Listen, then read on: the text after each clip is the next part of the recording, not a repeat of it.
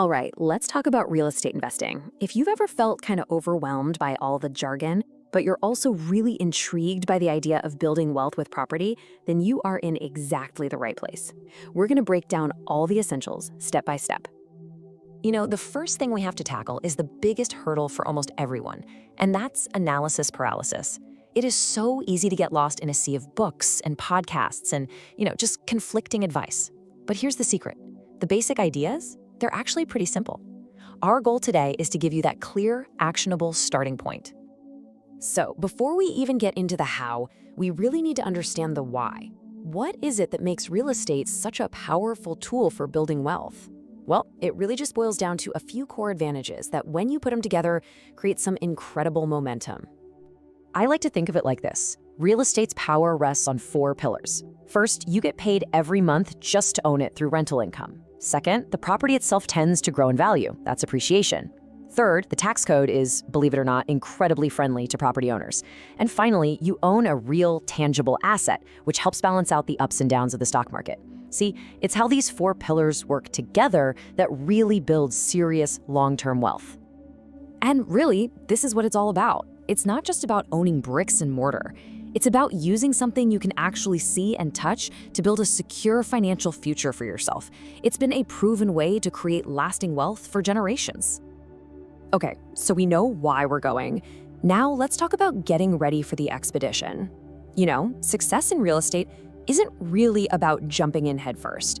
It's all about smart preparation. So let's gear up. Your prep really starts with this simple 3-step checklist. First, educate yourself. Knowledge is, without a doubt, your best defense against a bad deal. Second, you have to define your goals. What are you after? Monthly cash flow, long-term growth? And third, be brutally honest about your finances. You need to know your numbers cold before you even think about looking at a property. Getting this groundwork done is what builds real confidence. Let's just zoom in on the money part for a sec, because this is so important. A great credit score isn't just a number. It can literally save you tens of thousands of dollars in interest. You have to budget for every single upfront cost. And that reserve fund, that is non-negotiable. It's your safety net. It's the reason you'll sleep at night when a water heater inevitably breaks at 2 a.m. All right, so once you have your financial ducks in a row, it's time to choose your strategy. There's more than one way to make money in this game, so let's explore the most common paths and see which one really fits your goals. First up, we have the classic, buying and holding rental properties.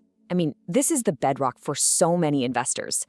The game plan is pretty straightforward. Your tenant's rent covers your expenses and hopefully puts some cash in your pocket every single month, all while the property is quietly growing in value in the background.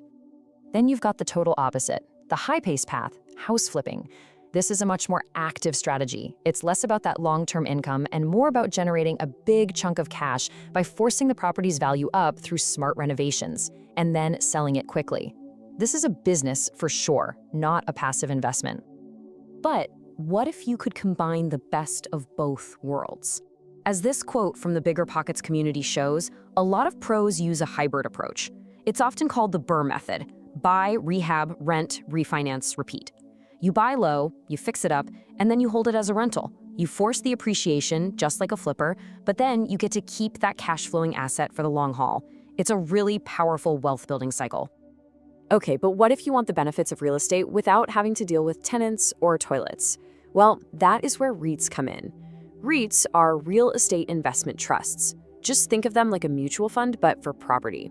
You just buy shares in a company that owns and operates a huge portfolio of real estate, like shopping malls or giant apartment complexes, making it a completely hands-off investment.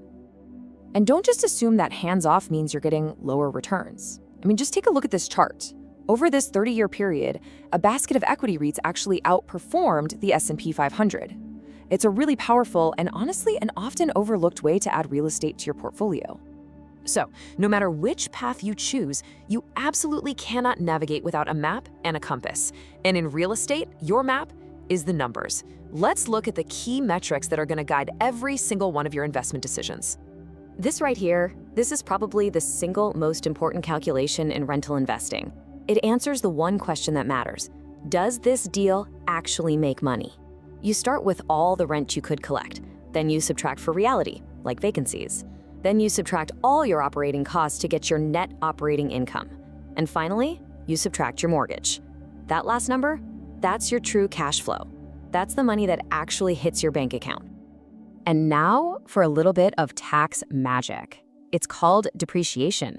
The IRS basically lets you claim a paper loss every year because, in their eyes, your building is slowly wearing out over time. This is a phantom expense. You don't actually spend any money, but you still get to deduct it from your income. This can dramatically lower your tax bill, sometimes down to zero, letting you keep way more of your rental income. You know, a successful real estate journey is rarely a solo mission. Trying to do absolutely everything yourself is a recipe for burnout and some really costly mistakes. The smartest investors know that it's all about assembling the right team of experts. This is your core team. Think of it like your own personal board of directors. You need an agent who finds the deals, a mortgage broker who finds the money, a property manager to handle the headaches, and a lawyer and tax pro to keep you safe. Every single piece is essential to seeing the full picture.